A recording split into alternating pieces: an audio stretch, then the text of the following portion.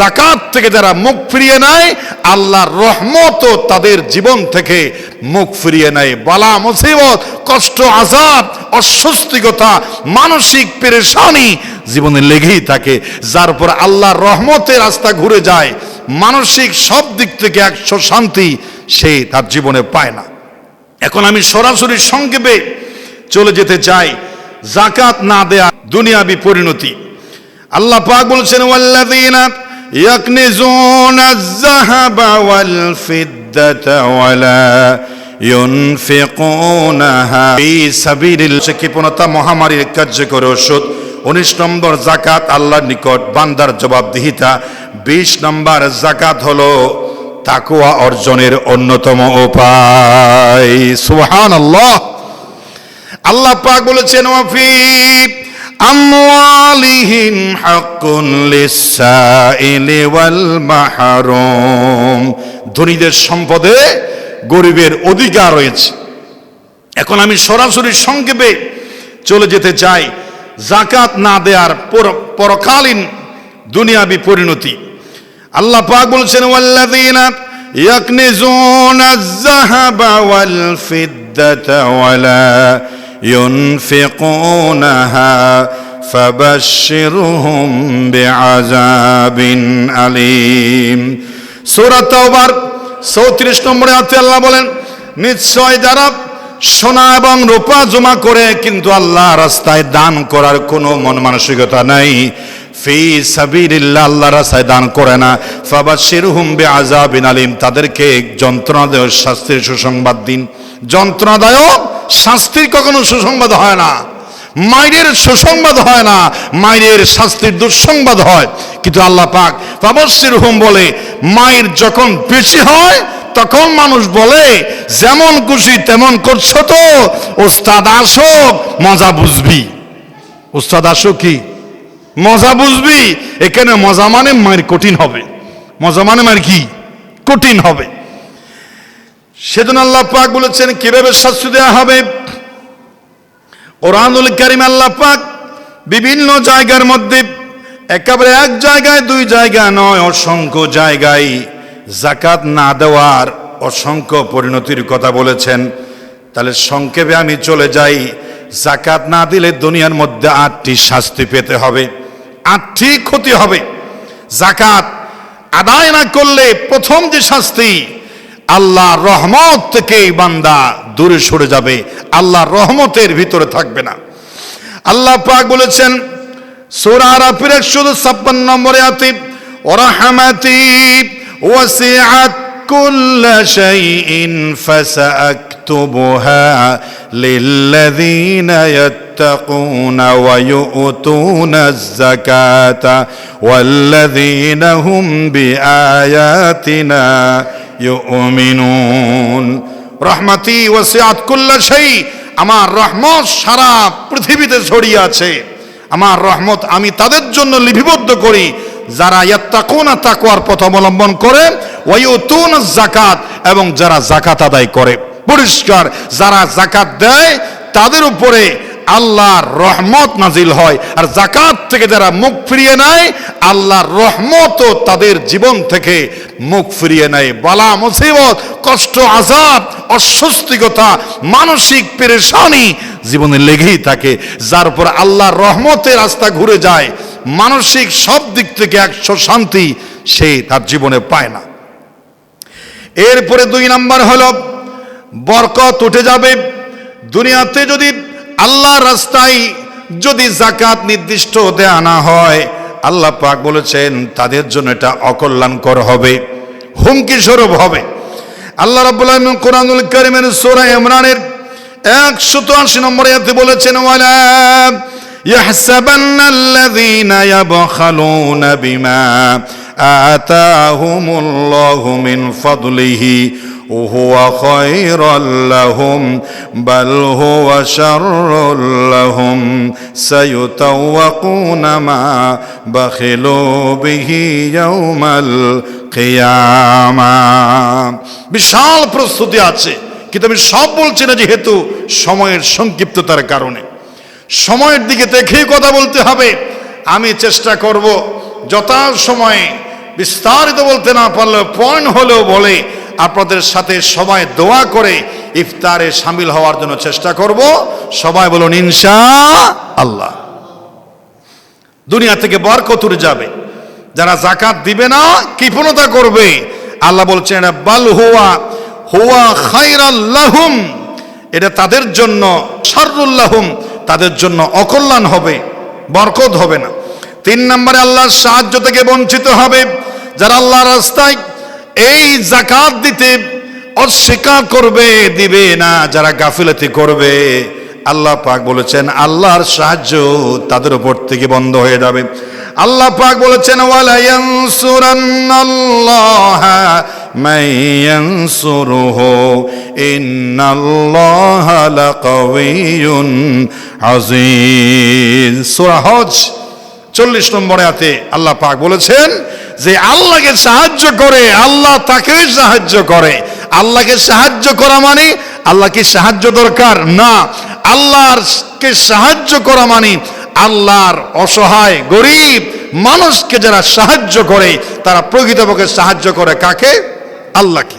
ছোটবেলায় একটা কবিতা পড়েছিলাম, হাসরের দিন বলিবেন খোদা, হে আদম সন্তান তুমি গুণের সেবা করো নাই যবে ছেন রোগে অজ্ঞান, মানুষ বলিবে তুমি প্রভু করো তার, আমরা কেমনে লইব তোমার পরিচর্যার বার। হাসরের দিন আল্লাহ বলবেন আমি অসুস্থ ছিলাম, মুসিবতে ছিলাম, অসহায় ছিলাম, তুমি আমাকে সেবা করো নাই। মানুষ অবাক হয়ে বলবে, মানুষ বলিবে তুমি প্রভু করো তার, আমরা কেমনে লইব তোমার পরিচর্যার ভার। এটা তো আমাদের দেমাগে ধরে না, তুমি তো কুল কায়নাতের সর্বোচ্চ ক্ষমতার মালিক, তুমি আবার কখন অসুস্থ ছিলা আমরা তোমাকে দেখতে যাই নাই, এটা কেমন কথা? বলিবেন খোদা দেখনি মানুষ কেঁদেছে রোগের গোরে, তারই সেবা শুশ্রূষা করলে সেটাই আমাকে পাইতে মোরে। বলেন সুবহানাল্লাহ। আল্লাহকে সাহায্য করা মানে আল্লাহর অসহায় বান্দাদের সাহায্য করা। 4 নম্বর হলো নিজের বিরুদ্ধে যুদ্ধ অবশ্যম্ভাবী করে নেয়া। যারা আল্লাহ রাস্তায় যাকাত দিতে স্বীকার করবে আল্লাহ তাদের বিরুদ্ধে যুদ্ধ ঘোষণা করেছেন সাহাবায়ে কেরাম। হযরতে আবু বকর সিদ্দিক রাদিয়াল্লাহু তাআলা বলেছেন, রাসূল পাক সাল্লাল্লাহু আলাইহি ওয়াসাল্লাম বলেছেন উমিরতু আন উকাতিলান নাস হাত্তা ইয়াশহাদু আন লা ইলাহা ইল্লাল্লাহ ওয়া আন্না মুহাম্মাদার রাসূলুল্লাহ ওয়া ইউকিমুস সালাত ওয়া ইউতুজ যাকাত ফাইদা ফাআলু যালিকা আসামু মিন্নি মিন দিমাইহিম। বুখারী মুসলিমে এসেছে রাসূল বলেছেন যে আমি যারা আল্লাহকে এক সাক্ষ্য দেয়, রসুলকে রসুল বলে সাক্ষ্য দেয়, নামাজ প্রতিষ্ঠা করে এবং যাকাত প্রদান করে, আমি তারা ছাড়া বাকিদের বিরুদ্ধে আমি যুদ্ধ ঘোষণা করলাম। এখানে যাকাতের কথাও আছে। হযরত আবু বকর সিদ্দিক রাদিয়াল্লাহু তাআলা বলেছেন যে ব্যক্তি আল্লাহ রাসূলের জমানায় উটের একটি খুর যাকাত দিত কিন্তু রাসূলের ইন্তেকালের পরে দিচ্ছে না, আমি তার বিরুদ্ধে যুদ্ধের ঘোষণা দিলাম। সাহাবায়ে কেরাম অবাক, আবু বকর তো ঠান্ডা মানুষ, তিনি এভাবে রাগান্বিত হয়ে গেলেন কেন? পরে গবেষণা করে হযরত ওমর সাহাবায়ে কেরাম বলেন যাকাত দিতে একটি উটের খুর পর্যন্ত যারা অস্বীকার করবে তাদের বিরুদ্ধে জিহাদ করা জায়েজ। সুতরাং যাকাত না দেওয়া মানে আল্লাহর নিজেকে আল্লাহ এবং রসুলের সঙ্গে যুদ্ধ করার জন্য নিজেকে যুদ্ধের রসুল। 5 নম্বর হলো আল্লাহ এবং তার রসুলের পৃষ্ঠপোষকতা হারানো, আল্লাহর দয়া ইহসানের রাস্তাটা বন্ধ হয়ে যাওয়া। আল্লাহ পাক বলেছেন ইন্নামা ওয়ালিয়ুকুমুল্লাহু ওয়া রাসূলুহু ওয়াল্লাযীনা আমানু আল্লাযীনা ইউকিমুনাস সালাতা ওয়া ইউতুনাজ যাকাত। যারা নামাজ প্রতিষ্ঠা করে এবং যাকাত প্রদান করে তোমাদেরই আল্লাহ এবং ঈমানদার এবং রাসূল তোমাদেরই বন্ধু। এর দ্বারা বুঝাইলেন যারা নামাজ প্রতিষ্ঠা করে না, যারা যাকাত দেয় না ঠিকভাবে, ওরা আল্লাহ রাসূল এবং মুমিনের বন্ধু নয়, ওরা উল্টাটা। এরপরে 6 নম্বর হলো যাকাত না দিলে জাতীয় বিপর্যয় হবে। যাকাত না দেওয়ার কারণে নানা ধরনের বিপর্যয় জমিনে সৃষ্টি হয়ে যাবে, মুসিবত আসবে, অঘটন ঘটবে, বালা মুসিবত আসবে। রাসূল পাক সাল্লাল্লাহু আলাইহি ওয়াসাল্লাম বলেছেন মা মানাকুমুজ যাকাত ইল্লা ইবতালাহুমুল্লাহু বিসসিনিন। আল্লাহ পাকের হাবিব বলছেন যে ব্যক্তি যাকাত দেয় সমস্ত মুসিবত থেকে আল্লাহ তাকে হেফাজত করেন। আর যারা যাকাত দেবে না, বিভিন্ন পরীক্ষা, দুর্দিন, বিভিন্ন শিলাবৃষ্টি, অনাবৃষ্টি, দুর্ভিক্ষ জাতির কাছে চেপে বসবে যারা যাকাত দিতে অস্বীকার করবে। 8 নাম্বার হচ্ছে যাকাত না দিলে সম্পদ অপবিত্র এবং দিন দিন নিশ্চিহ্নতার দিকে চলে যাবে। আল্লাহ পাক বলেছেন খুয মিন আমওয়ালিহিম সাদাকা, তাদের থেকে যাকাত কালেকশন করো। আমরা বললাম করলে কি হবে, কি হবে? আল্লাহ বলছেন তুতাহিরুহুম ওয়া তুযাক্কিহিম বিহা, যাকাত নিয়ে তাদের সম্পদকে পাক করো এবং তাদের সম্পদকে পরিশুদ্ধ করো। অর্থাৎ যাকাত যে দেবে না তার সম্পদ পবিত্র হবে না এবং তার সম্পদ হালালও হবে না। সংক্ষেপে আমি কথা বললাম। এখন আসল শাস্তি তো আখিরাতে। আখিরাতে তাদের জীবনে 5টি শাস্তির কথা আছে। 1 নম্বর হচ্ছে আল্লাহ পাক নিজেই বলছেন, যারা যাকাত দিবে না ইয়াউমা ইউহমা আলাইহা ফি নারি জাহান্নামা ফাতুকওয়া বিহা জিবাহুহুম ওয়া জুনুবুহুম ওয়া যুহুরুহুম হাযা মা কানাসতুম লিআনফুসিকুম ফাযুকু মা কুনতুম তাকনিজুন। যাকাত না দিয়ে সম্পদগুলো দুনিয়ায় রেখে মারা যাওয়ার পরে সম্পদগুলো হাসরের ময়দানে আল্লাহ পাক একত্রিত করবেন এবং সেগুলোকে জাহান্নামের আগুনে উত্তপ্ত করবেন, গরম করবেন।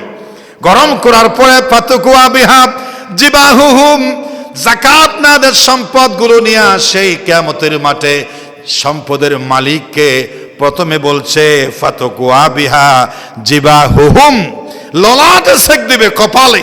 ও জুনুবুহুম, পার্শ্বদেশে সেক দিবে। এরপর ও যুহুরুম, পৃষ্ঠদেশে সেক দেবে, আগুনের ঝলসে যাবে। জাহান্নামের আগুনে গরম করে যাকাত না দেওয়া মানুষগুলোকে, যাকাত না দেওয়া সম্পদগুলো সীসা ডালা প্রাচীরের মতো, আপনার সীসার মতো গরম করে জাহান্নামের আগুনে ফেলে তাদেরকে সেক দেওয়া হবে। জাহান্নামের আগুন দুনিয়ার আগুনের চাইতে 70 গুণে বেশি পাওয়ারফুল হবে। এটা আল্লাহর কোরআনে বলছে সূরা তাওবার 35 নম্বর আয়াত। এরপরে রাসূল পাক সাল্লাল্লাহু আলাইহি ওয়াসাল্লামের একটা হাদিস শোনাই, যে ব্যক্তি যাকাত না দিয়ে কবরে চলে যাবে, সম্পদগুলো মনে করবে আমি দিই নাই, সাগরে, আকাশে, বাতাসে, খালে, বিলে, নদীতে হারিয়ে যাবে, কিন্তু হারাবে না। এই যাকাত নেওয়া সম্পদগুলো জমা রাখবেন কে? কে রাখবেন? আল্লাহ পাক। সেই সম্পদগুলোকে সাপের রূপ ধারণ করা হবে। বুখারী শরীফের 1403 নম্বর হাদিসে রাসূল পাক সাল্লাল্লাহু আলাইহি ওয়াসাল্লাম বলেছেন, মান আতাহুল্লাহু মালান, যে ব্যক্তি জমা করেছে সম্পদ, ফালাম ইউআদ্দি যাকাতা, কিন্তু যাকাত দেয় নাই, মুসরালাহু মালুহু ইয়াউমাল কিয়ামাতি শুজাআন আকরা, টাকওয়ালা সাপে পরিণত করবে তার সম্পদ। লাহু যাবিবাতানে, তার 2টি চোখ থাকবে ভয়ঙ্কর। ইউতাবিকুহু ইয়াউমাল কিয়ামা, সেই বিষাক্ত সাপ টাকার সম্পদের মালিককে ধাওয়া করবে, দৌড়াতে থাকবে। দৌড়াইতে দৌড়াইতে সুম্মা ইয়াখুযু বিলিহাজমাতাইহি, চেহারার দুপাশ দিয়া সাপের মুখ দিয়া শক্ত করে এক পর্যায়ে সাপ পারবে না, সাপ মানুষ পারবে না, যাকাত না দেওয়ার মালিক পারবে না, সাপের কাছে দৌড়াশই হবে। সাপ তার জবান মুখটার উপরে ঠাস করে ধরবে, ধরার পরে বলবে সুম্মা ইয়াকুলু আনা মালুকা ওয়া কানজুকা, মানুষ বলবে কে তুমি? সাপ। কিয়ামতের মাঠে আমার সাথে এরকম কঠিন আচরণ করছো, তোমার সাথে আমার কিসের দুশ্মনী? মানান্তা, তুমি কে? তখন সাপ জবান খুলে আল্লাহ পাক বলবে তুই কথা বল। সাপ কথা বলবে। আল্লাহ চাইলে পারে নাকি পারে না? আমরা একটা গজলও শুনেছি, বাংলাদেশে আছে, পাথরের মুখেও জবান খুলে যায়, পড়ে সাল্লে আলা রবিউল আওয়ালের 12 তারিখে আসলেন নবী কামলেওয়ালা, রবিউল আওয়ালের 12 তারিখে। পাথরের মুখে জবান খুলে যায়, খেজুর গাছ, আকাশ, লৌহ কলম, সমস্ত সৃষ্টি আমার রসুলকে সালাম দিয়েছেন, কথা বলেছেন। আল্লাহ যদি কারো কথা বলাতে চান, ওর মানুষ হওয়া লাগে না, আল্লাহ চাইলে কথা বলান। হাসরের মাঠে যাকাত না দেওয়ার সম্পদগুলোকে আল্লাহ পাক সাপের রূপ ধারণ করাবেন এবং মানুষের মতো আরবি স্পষ্ট ভাষায় কথা বলবে, বলবে আনা মালুকা, আমি তোমার সেই যাকাত না দেওয়া সঞ্চিত সম্পদ, আনা কানজুকা, আমি তোমার সেই যাকাত না দেওয়ার সম্পদ। আজ তোমাকে শাস্তি দেওয়ার জন্য আমাকে হুকুম করেছেন কে? ঠেলা সামলাও। সম্পদ যাকাত না দিয়ে কার জন্য রাখছেন?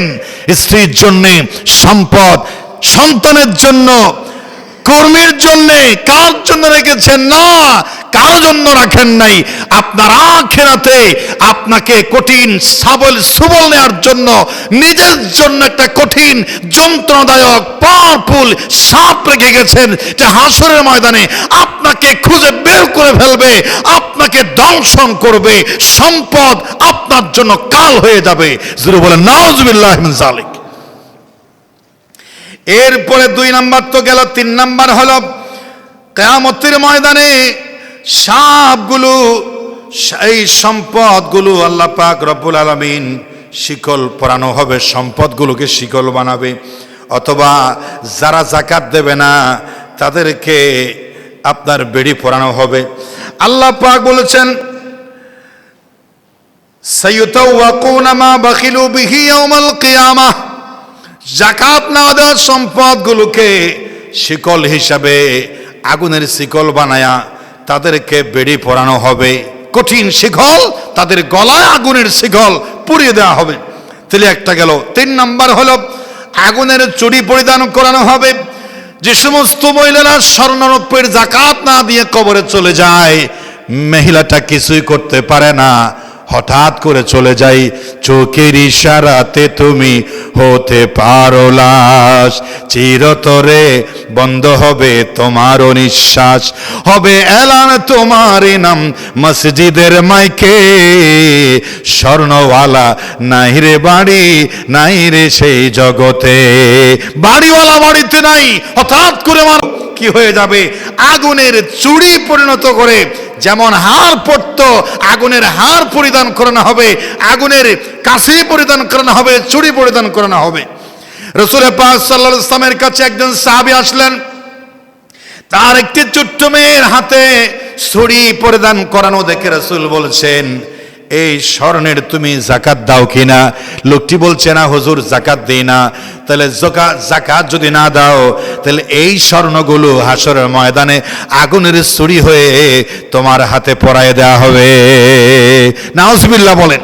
এই কথা বলে সাহাবী ভয় পেয়ে গেলেন। সঙ্গে সঙ্গে মহিলার হাত থেকে স্বর্ণগুলো, চুড়িগুলো খুলে রাসূলুল্লাহর হাতে দিয়ে বলছে, এই সম্পদগুলো আজকে আমি ইসলামের জন্য দিয়ে দিলাম, এগুলো মুহাম্মদ সাল্লাল্লাহু আলাইহি ওয়াসাল্লাম আপনি আপনার সুবিধা অনুযায়ী ইসলামের পথে অকাতরে খরচ করবেন। বলেন সুবহানাল্লাহ। জাহান্নামকে ভয় করে সঙ্গে সঙ্গে চুড়ি খুলে দিলেন। আর রাসূলের কথাকে বিশ্বাস করেছেন। যে রাসূলের কথা বিশ্বাস করে না, তার কি ঈমান আছে? ঈমান নাই। এরপরে 4 নম্বরে হলো পশু দ্বারা পরিচালিত করা হবে। যাদের গরু, ছাগল, উট, বকরির যাকাতের পরিমাণ হয়েছে কিন্তু যাকাত না দেয়, ওই সম্পদগুলো বহুগুণে পাওয়ারফুল হয়ে হাসরের ময়দানে গরুর মালিকের কাছে আসবে আর লাথি দেবে, খুর দিয়া উপরে পৃষ্ঠদেশে দিয়া মালিককে নিচে ফেলাইয়া তারপর কি করবে? পৃষ্ঠদেশে পা দিয়া লাথি দেবে, ফুটবল খেলবে মালিককে। কে তুমি? আমি তোমার সেই যাকাত না দেওয়া ছাগল, আমি তোমার সেই যাকাত না দেওয়া গরু, আমি তোমার সেই যাকাত না দেওয়া উট, আমি তোমার সেই যাকাত না দেওয়া বকরি। পাওয়ারফুল হয়ে যাকাত না দেওয়ার মালিককে সেদিন হাসরের মাঠে ফুটবলের মতো করে এদিক ওদিক লাথি দিবে আর ফুটবল খেলবে। যদি বলেন নাউজুবিল্লাহ মিন যালিক। কয়েকটা ঘটনা আপনাদের বলি। যাকাত না দিলে দুনিয়ার মধ্যেও শাস্তি শুরু হয়ে যায়, যাকাত না দিলে কবরের আযাব হয়। ইসলামিক ফাউন্ডেশন থেকে ছাপানো একটি ঘটনা আপনাদের বলি সংক্ষিপ্ত সময়ে। আল্লামা শামসুদ্দিন জাহাঙ্গীর রহমতুল্লাহি আলাইহি কিতাবুল কাবাইরের 15 পৃষ্ঠায় একটি ঘটনা নকল করেছেন। হযরতে ইউসুফ আল ফারাবি রাহমাতুল্লাহি আলাইহি তার এক বন্ধু আবু সিনানের সাথে সাক্ষাৎ করতে গেছেন, দেখা করতে গেছেন বন্ধু আবু সিনান। ওই আবু ইউসুফ আল ফারাবিকে নিয়ে গেলেন, দোস্ত তোমাকে একজনের বাড়িতে নিয়ে যাই। হাত ধরে নিয়ে গেলেন একজনের বাড়িতে। যাওয়ার পর দেখে তার হাতের মধ্যে ব্যান্ডিজ, পুরো হাত ব্যান্ডিজ। পুরো হাত কি ব্যান্ডিজ। জিজ্ঞেস করা হলো, ভাই তোমার হাতে ব্যান্ডিজ কেন? তখন সেই লোকটিকে দেখে বলছে, তাহলে শুনুন, এই ঘটনা দেখানোর জন্য ইউসুফ আল ফারাবি আবু সিনান ইউসুফ আল ফারাবিকে নিয়ে গেলেন। ইসলাম ফাউন্ডেশন থেকে সাবানো কিতাবুল কাবায়েরের 15 পৃষ্ঠায় এই কবর আযাবটা এসেছে। কবরে তিনি বলছেন, কয়েকদিন আগে আমার ভাই মারা গেল। যার কাছে গেছেন, যার হাতে ব্যান্ডিজ, কয়েকদিন আগে আমার ভাইটা মারা গেল। দাফন সম্পন্ন করলাম, বৃক্ষ দিলাম, বাঁশের ছাউনি দিয়া, মাটির ছাউনি দিয়া। যখন যখন সম্পূর্ণ শেষ পর্যায়ে তালকিন করার সময় চলে এসেছে, হঠাৎ করে আমি আমার ভাইয়ের কবরস্থান থেকে ফেরার সময় কবরের ভিতর থেকে বিকট আওয়াজের কান্নার আওয়াজ শুনলাম, নাজ্জিনি নাজ্জিনি নাজ্জিনি, ভাই আমাকে বাঁচাও, আমাকে বাঁচাও বাঁচাও বলে কবরের ভিতর থেকে চিৎকার আওয়াজ আসলো। নিজের মায়ের পেটের ভাই তো, মনকে সান্ত্বনা দিতে পারলাম না। আমার ভাইয়ের কবরে কোনো মুসিবত হয়েছে। আমি মাটি খনন করলাম, মাটি খনন করার পরে বাঁশের ছাউনি পর্যন্ত চলে গেলাম।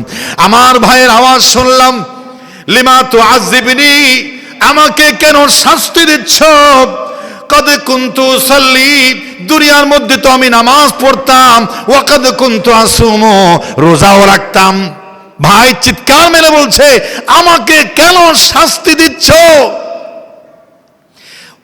কদ কুনতু সাল্লি, আমি তো নামাজ পড়তাম নিয়মিত, ওয়া কদ কুনতু আসুমু, আমি তো রমজানের 30টি রোজাও রাখতাম, তারপরও কেন লিমা তুআযিবনি, আমাকে শাস্তি দিচ্ছ, আমাকে আযাব দিচ্ছ? গগন বিদারী চিৎকার করছে আমার ভাই কবরের ভিতরে। জোরে বলেন নাউজুবিল্লাহ মিন যালিক। ভাইয়ের কলিজার পানি শুকিয়ে গেছে। এই আযাব দেখে সহ্য হলো না। বাঁশের ছাউনি একটা বাঁশ তুলে আমার একটা হাত ঢুকাই দিলাম। ভাইকে আমি তুলে আনার জন্য বা সেভ করার জন্য, ভাইয়ের শাস্তি দেখার জন্য একটা হাত ঢুকাই দিলাম। হাতের বহির এই সামনের দৃশ্য ঢুকাই দেওয়ার সাথে সাথে আমার কলিজা পর্যন্ত স্পর্শ হয়েছে। সঙ্গে সঙ্গে হাত বের করে দেখি আগুনের সেকে ঝলসায় আমার হাত পুড়ে গেছে। এই হাত ব্যান্ডেজ করেছি, জাহান্নামের আগুনের স্পর্শ লেগে আমার হাত পুড়ে গেছে। প্রমাণ হলো, যারা তো ওই ভাই তো বলছে কেন আযাব হচ্ছে, নামাজের কথা বলছে, রোজার কথা বলছে, তাহলে কেন আযাব হচ্ছে? ভাই তখন বলছে, ভাই আমি ক্লিয়ার হয়ে গেলাম। আমার ভাইটা লা ইউআদ্দি যাকাত আন মালিহি ফি হায়াতি, আমার ভাই নামাজ ঠিক ছিল, রোজা ঠিক ছিল, কিন্তু আমার ভাই টাকার হিসাব করে যাকাত দিত না। আর যাকাত না দেওয়ার কারণে কবরে কঠিন আযাব শুরু হয়েছে। আমি পরিষ্কার বুঝতে পেরেছি। সুতরাং যাকাত না দিলে কবরে শাস্তি আছে না নাই? আছে। প্রিয় হাজরিন, যাকাত এই গুরুত্বপূর্ণ এই বিধান আমরা যদি দান করি তাহলে আমাদের লাভ হবে। আল্লাহ পাক আমাদের কাছ থেকে এই জিনিসটা চাচ্ছেন যে গরিবের কাছে তোমরা সম্পদের একটা অংশ দান করো। প্রিয় হাজরিন, আমি আমার আলোচনা আরেকটা ঘটনা বলতাম, কিন্তু সময় যেহেতু কম। রাসূলের একজন সাহাবী হযরত সালাবা আবি বালতান রাদিয়াল্লাহু তাআলা, তিনি রাসূলের কাছে এসে বলছে, হুজুর আমি বড় লোক হতে চাই। রাসূল বলছেন, বড় লোক হওয়ার তোমার কোনো দরকার না, বাড়িতে চলে যাও। সারা রাত চিন্তা করে বলছে, আবার রাসূল মুস্তাজাবুদ দাওয়াত, রাসূল দোয়া করেন সঙ্গে সঙ্গে কবুল করবেন কে? হুজুর দোয়া করো, আমি কি হতে চাই? ধনী, মার্চেন্ট ব্যবসায়ী, ধনাঢ্যশালী ব্যক্তি হতে চায়। রাসূল বলছেন, গরিব আছো, ভালো আছো, যাও, ধনী হওয়ার দরকার নাই। 3 বার ফিরিয়ে দিলেন, 3 বার সে ধনী হতে চাই। রাসূল দোয়া করলেন, আল্লাহ আমার এই সাহাবী হযরতে সালামা ইবনে আবি বালতাকে তুমি ধনী বানিয়ে দাও। জোরে বলেন সুবহানাল্লাহ। বন্দুকের গুলি মিস আছে, রাসূলের দোয়া কি মিস আছে? হযরত আবু হুরায়রার কথা আপনারা শুনেছেন, মা মেরেছে, রাসূলের কাছে এসে বলেছে হুজুর আমাকে মা মেরেছে। রাসূল বলছে আমার কাছে নালিশ করছো? না, নালিশ করছি না, মা মেরেছে, আমার কিছুই করার নাই, মায়ের এত মর্যাদা। রাসূল বলছেন আমার কিছু করার নাই। হযরত আবু হুরায়রা বলে হুজুর আমি নালিশ করতে আসি নাই, আমি চাই আপনি হাত তুললে আল্লাহ দোয়া করবেন, আপনি একটু আমার মায়ের জন্য দোয়া করেন, আমার মা যাতে মুশরিকা জীবন ছেড়ে দিয়ে ঈমানের পথে চলে আসে। বলেন সুবহানাল্লাহ। রাসূল দোয়া করছেন আল্লাহ আবু হুরায়রা মাকে হেদায়েত নসিব করো, আল্লাহুম্মা হিদি আবা উম্মা আবা হুরায়রা। আবু হুরায়রা দৌড়ে যাওয়ার আগে দরজার মধ্যে দৌড়ে গেছে, আপনারা কথা শুনেছেন, কিন্তু ভিতর থেকে জবাব দিল কে? আবু হুরায়রা বলছে আমি তোমার ছেলে আবু হুরায়রা। সুন্দর আওয়াজ শুনে আবু হুরায়রা রাদিয়াল্লাহু তাআলা বুঝতে পারলেন আমি দৌড়ে আসার আগে আমার রাসূলের দোয়ার তীর আমার মায়ের কলিজায় পৌঁছে গেছে। বলেন সুবহানাল্লাহ। মায়ের ব্যবহার শুনে আমি বুঝতে পেরেছি রাসূলের দোয়া কবুল হতে দেরি নাই। আবু হুরায়রা রাদিয়াল্লাহু তাআলা মা হেদায়েত নসিব হয়ে গেল। হযরত সালাবার জন্য দোয়া করছেন, আল্লাহ আমার সালাবাকে ধনী বানিয়ে দাও। শুরু হয়ে গেল টাকার জোয়ার। পশুপালন করত, দিন দিন ব্যবসা বাড়ছে। কয়েকদিন পর রাসূল বলছে যে সাহাবী আমার সালাবা কই? হুজুর এখন ব্যবসার জামিলা, আগে তো 5 ওয়াক্ত নামাজ পড়তো, এখন যোহর আসর পড়তে পারে না, সকালে যায় রাত্রে আসে, 2 ওয়াক্ত নামাজ থেকে পেছনে রাসূলের পড়া থেকে মাহরুম হয়ে গেল। রাসূল আফসোস করে বলছি ইয়া ওই হা সালাবা, এজন্য বলেছিলাম ধনী হইও না। আরে তোমার পৃথিবীর সব সম্পদ যদি তোমার হাতে চলে যায় আমার পিছন 2 রাকাত নামাজের সমান হবে? রাসূল বলছে কিছুদিন পর আমার সালাবাকে এখন প্রতিদিন দেখা যায় না কেন? দিনের সপ্তাহে কয়েকদিন দেখা যায়। হুজুরে ব্যবসার পরিধি বেড়েছে, আপনার কাছে নামাজ পড়তে আসতে পারে না। এরপরে দেখা যায় শুধু জুমার নামাজ পড়ে, 5 ওয়াক্ত নামাজ পড়তে পারে না ব্যবসার ঝামেলার কারণে। কিছুদিন পরে 2-1 মাস পর পর বাড়িতে আসে, রাসূলের পিছনে নামাজ পড়ে। রাসূল আফসোস করে বলে ইয়া ওয়াইহা সালাবা, এজন্যই বলেছিলাম তুমি ধনী হওয়ার চাইতে গরিব থাকা তোমার জন্য ভালো ছিল। যাই হোক, আল্লাহ পাক আয়াত নাজিল করে দিলেন ধনীদের থেকে যাকাত কালেকশন করে গরিবের কাছে বিলিয়ে দাও। রাসূল প্রতিনিধি পাঠালেন শহরে, সালাবার কাছে পাঠালেন, যাও আমার সালাবা এখন আরবের একজন ধনীর ভিতরে, তার কাছে যাকাতের হুকুম এসেছে বলবা, শতকরা 8% যাকাত দিতে বলবা। কিন্তু সেই দিন হযরত সালাবা বলেছিলেন হুজুর আমার ধনী হওয়ার জন্য দোয়া করেন। কেন ধনী হতে চাও? হুজুর আমি ধনী হলে আমি দান করব, আল্লাহর রাস্তায় বেশি বেশি সদকা করব, দান করব, সওয়াব নেব, আমি একা খাবো না, এই ওয়াদা আপনাকে দিলাম। কিন্তু যখন সম্পদশালী হয়ে গেল পোল্টি মারা শুরু হয়ে গেল। জোরে বলেন নাউজুবিল্লাহ মিন যালিক। যদিও কোন কোন বর্ণনাকারী বলছেন সাহাবাদের শানে এই ঘটনাটা যেহেতু শানের খেলাফ, এই বর্ণনাটা দুর্বল বলেছেন। তারপরও তাফসীরে মারিফুল কোরআনে পরিষ্কার এসেছে এই সাহাবী যাকাতের কর্মীকে বলছে আমার দ্বারা যাকাত দেওয়া সম্ভব নয়, ফিরিয়ে দিল। ফিরিয়ে দেওয়ার পরে মক্কায় চলে আসলো, রাসূলকে নালিশ করলেন হুজুর আপনার সালাবা কথা রাখে নাই, ধনী হয়েছে কিন্তু যাকাতের 2.5% টাকা হিসাব করে আমাকে দেয় নাই, আমাদের দেয় নাই, সে পোল্টি মেরেছে। বলে নাউজুবিল্লাহ মিন যালিক।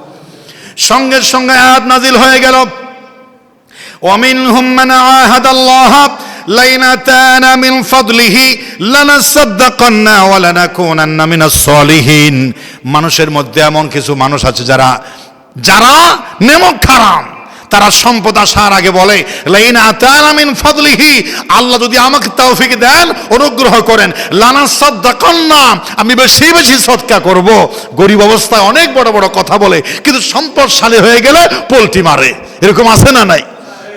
সামান্য বলি, যেই গণঅভ্যুত্থানের যেই 24 জুলাইয়ের উপর ভর করে 1500-2000 মানুষের শাহাদাতের উপর ভর করে এই বিজয় পেয়েছে, তারা এসে বলছে সেই জুলাই স্বাক্ষর মানি না, এটা যেন পোল্ট্রির মতো হয়ে গেছে। সেই 24 জুলাইয়ের অভ্যুত্থান যদি স্বাক্ষর না করা হয় এই নির্বাচন বৈধ নয়, এই সরকার বৈধ নয়। অবশ্যই 24 সেই জুলাইয়ের স্বাক্ষর করতে হবে, নাহলে নেমক খারামি হবে শহীদদের সাথে, ঠিক কিনা? পোল্ট্রি মারার সংখ্যা মানুষ বেশি এখন, সাহাবীর ব্যাপারে বলা হচ্ছে যে আমি দান করব, সদকা করব, কিন্তু যখন ফালাম্মা আতাহুম, এটা কি আমার কথা? সূরা তাওবার 75 এবং 76 নম্বর আয়াতে আল্লাহ এই সাহাবীর বিরুদ্ধে কোরআনের আয়াত নাযিল করে দিলেন যে ফালাম্মা আতাহুম, যখন সম্পদ দিল আল্লাহ অনুগ্রহ করলেন, বাখিলু বিহি, কৃপণতা প্রদর্শন করলো, ওয়া তাওয়াল্লাউ ওয়া হুম মুরিদুন, এবং মুখ ফিরিয়ে নিল। এইভাবে করে আল্লাহর, আমি সংক্ষেপে শেষ করছি, তখন তার এই আয়াত যখন নাজিল হলো, দৌড়ে দৌড়ে তার বন্ধুরা তাকে বলছে তোর কপাল পড়েছে, জাকাত দিস নাই তো তোর বিরুদ্ধে কোরআনের আয়াত নাজিল হয়েছে, তোর দুনিয়া আখিরাত শেষ। সাহাবী দৌড়ে দৌড়ে এসে রাসূলকে বলছে হুজুর আমার সব সম্পদ নিয়ে নেন, 500টি ছাগল আনেন। রাসূল নেয় নাই। রাসূল বলছে আল্লাহ নিষেধ এসেছে, এখন আর নেওয়া যাবে না। রাসূল ইন্তেকালের পরে হযরত আবু বকরের কাছে 1000 ছাগল নিয়ে বলছে হুজুর আমার সম্পদ নেন। হযরত আবু বকর বলে যে সম্পদ রাসূল নেন না আবু বকর নিতে পারে না। হযরত ওমরের কাছে 2000 ছাগল বকরিয়ে এনে বলছে ইয়া আমিরুল মুমিনিন আমার সম্পদগুলো নেন, জাহান্নামের আগুন থেকে আমাকে বাঁচান। ফিরিয়ে দিলেন। ওসমানের আমলে এই সাহাবী ইন্তেকাল করলেন ভয়ঙ্কর এই আযাবের হুমকির মুখে। আল্লাহ পাক আমাদেরকে যাকাত দেওয়ার তৌফিক দান করুন, বলুন আমিন। যাকাত অনাদায়ের কঠিন পরিণতির সংক্ষিপ্ত সময়ে আমি এই কথাগুলো বললাম। এখন ইফতারের সময় এসেছে, সবাই আমরা একটু ইসালে সওয়াবের সূরা একবার ফাতিহা পড়ব, সূরা ইখলাস, দরুদ শরীফ পড়ে আমরা মোনাজাত করব। বিসমিল্লাহির রহমানির রহিম। আলহামদুলিল্লাহি রাব্বিল আলামিনির রহমানির রহিম মালিকি ইয়াউমিদ্দিন। ইয়্যাকা না'বুদু ওয়া ইয়্যাকা নাস্তাঈন ইহদিনাস সিরাতাল মুস্তাকিম সিরাতাল লাযীনা আন'আমতা আলাইহিম গায়রিল মাগদুবি আলাইহিম ওয়ালাদ-দাল্লিন আমিন। বিসমিল্লাহ। কুল হুয়াল্লাহু আহাদ আল্লাহুস সামাদ লাম ইয়ালিদ ওয়া লাম ইউলাদ ওয়া লাম ইয়াকুল লাহু কুফুওয়ান আহাদ।